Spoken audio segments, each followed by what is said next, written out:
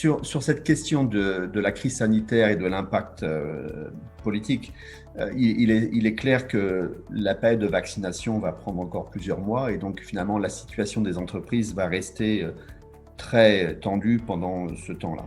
Et ça veut dire que l'idée de dire que dans quelques mois tout est fini et qu'on retourne au travail comme si de rien n'était est une idée qui n'est pas réelle, qui est fausse.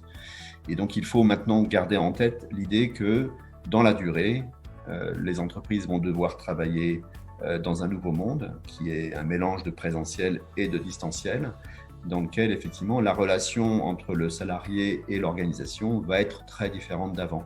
Finalement, deux des éléments essentiels du contrat de travail, qui est l'unité de temps, donc le plage de travail, et l'unité de lieu, donc l'endroit où le salarié travaille avec son organisation, ces deux éléments-là ont été impactés de plein fouet par la crise sanitaire et ces deux éléments-là ne reviendront jamais comme c'était avant. Donc il faut maintenant réinventer finalement des modes de management qui correspondent à ce nouveau paradigme et réinventer les relations du travail. L'idée de dire qu'on peut manager comme auparavant mais à distance, c'est une idée qui est fausse également. Je pense que cette crise sanitaire révèle une crise profonde du management. Et donc, on va revenir vers une idée que le manager doit travailler de façon beaucoup plus proche de ses collaborateurs, doit réinventer une forme de management de proximité digitale pour créer une nouvelle forme de relation entre le salarié et l'organisation.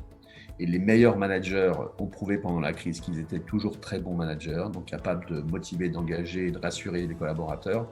Les managers qui étaient moins bons ont eu beaucoup de mal et ça s'est révélé de façon très, très criante. Et la crise a été un révélateur de ce management.